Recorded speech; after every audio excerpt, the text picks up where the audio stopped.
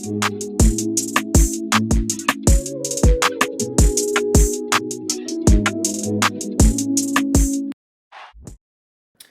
up, y'all? So, if you are here or if you're new here, welcome. My name is Kiera Higgins, and this channel is pretty much beautified. Like, this channel is going to be talking about hair, anything beauty related, beauty industry. I'm a licensed cosmetologist, and so I'll be doing a lot of education. I'll be doing a lot of sharing about my journey, becoming a licensed cosmetologist, being in the industry, doing hair pretty much all my life, and all of those things. Having a salon suite, working and renting booths. So I'll be talking around all of those different areas and also entrepreneurship. So if that is something that you find interest in, stay here, subscribe, like, comment, y'all know what y'all supposed to do. So do all of that. But on this video, I just wanted to briefly talk about one thing, one of the many things that come with when you are trying to figure out the best fit for you as it pertains to a stylist. And so many people, for the most part, I don't know if you're like a review person, but for the most part, many people will go to they will seek out reviews. So whether that be word of mouth, whether that be going to a website or different things like that, to see what the people are saying, to see what type of feedback is coming in. And so that's one step, one tool that I want to leave with you when you are seeking for a stylist or any type of beauty professional. If you're looking for somebody that's new, whether you be new into an area or you just looking for a change, maybe the stylist that you had was no longer working, maybe you were having some transitions within your hair, or whatever the case may be, and you're looking for a new stylist, I want to share one thing with you first. Make sure that you can have some type of active reviews. Make sure that you can have something that can be vouched for, because there is a lot of scamming going on. Like, we can't sit around here and act like people not out here scamming. Me personally, I have never dealt with that, praise God, but I'm in some Facebook groups that I see sometimes down my timeline that people have been scammed. They're showing up to appointments, the stylist didn't come, different things like that. And there are people who unfortunately do things like that. But to save yourself from those things, you want to be mindful of what that comes with. So having reviews, again, word of mouth, are one of the things that you want to be sure to do before you choose or tackle down on a stylist. Number two, the next thing you want to do is you want to just really see how they are as it pertains to their communication. So are they leading you to just read everything? Are they personable? Are you able to get in contact with them? Now, mind you, I know that certain people do have like assistants and different things like that because they are doing other different things, and that is something that you have to also be aware of when you are looking for a stylist. If they are somebody who is they have a pretty big following, and they have quite a bit of people, their availability may not be as available as they would before they when they first got started. So that's something to think about. Not everybody is ignoring you, not everybody is just being nasty, but some people really just do have a lot going on, and that's why it's so important to have a team. And even me myself, I'm learning that in the importance of a team, because when you have your hands on so many different things, you're not able to respond to emails, you're not able to. And let me just say this, being in the beauty industry, me being a stylist, like, I work with my hands, and one of the things that I make sure that I am intentional with doing is being present when I have clients in my chair. And so I don't want to be talking on the phone, having headphones in when I'm servicing my client, because at the end of the day, that time is their time, and I want to be of good service to them. I want to make sure that they know that I value them, that I care for them. And so if it's not an important phone call or something that's urgent and an emergency, 9 times out of 10, I'm not going to respond.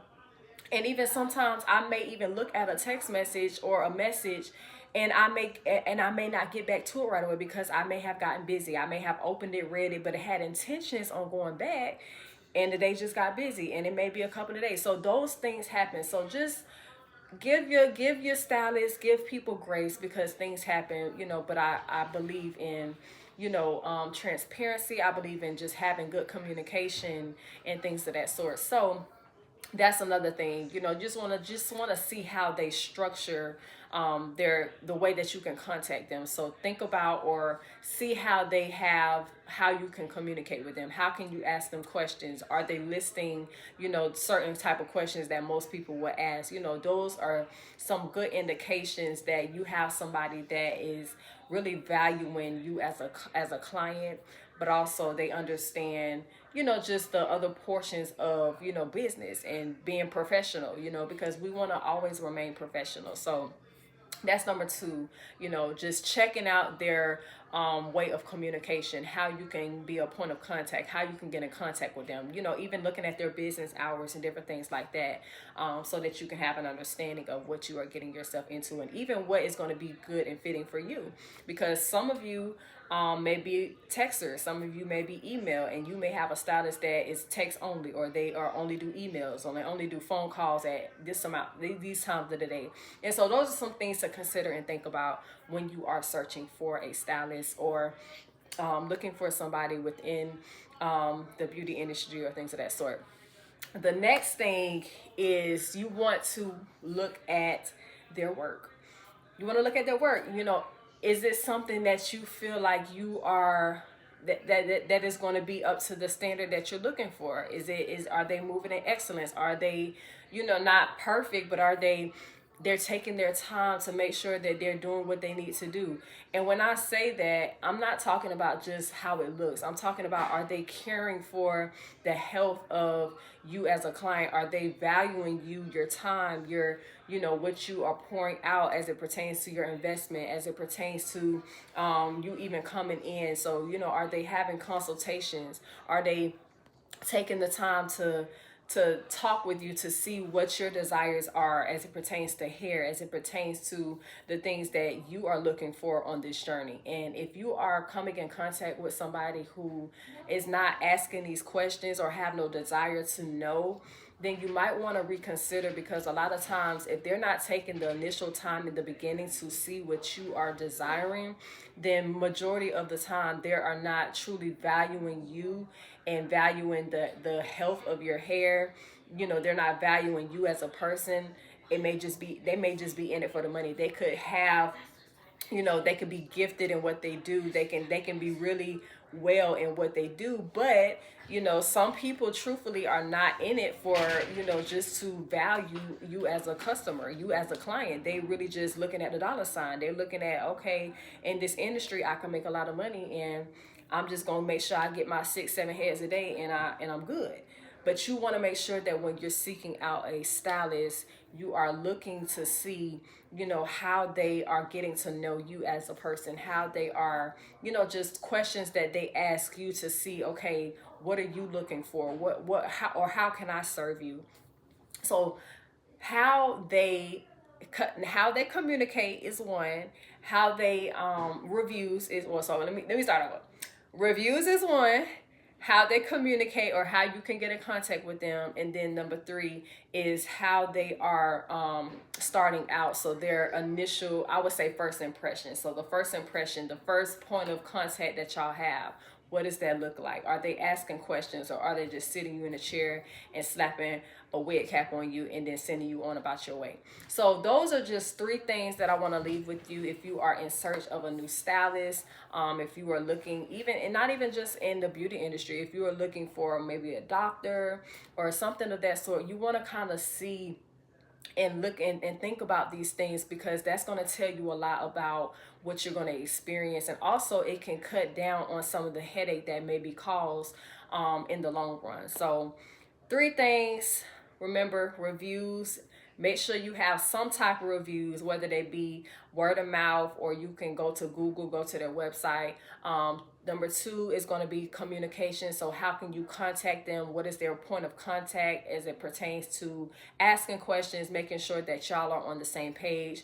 And number three, is going to be making sure that they are valuing you as a client to ask questions to see what you are desiring to do on their hair journey, or what you are desiring to do. Like I said, if it's a doctor, what are they asking you to make sure that they can be a good service to you.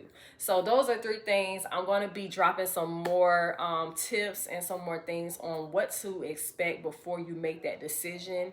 Some red flags as well. So y'all be sure to like, comment, subscribe. Be sure to share this on somebody that you know may be on the hunt to find new stylists, to find whether it be a new esthetician, a new MUA, like whatever that is. Be sure to tag them. Let them know, like, hey, we talking about some red flags. We are talking about some things to look for, and some things to cut out some headaches. So I love y'all, and I pray that y'all were blessed. I pray that y'all were able to take something from this video, and even if it's not in the beauty industry, I pray that there was something that you can take and just run with it and use it and apply it to y'all's life. So I love y'all, and until next time, we'll be back, y'all.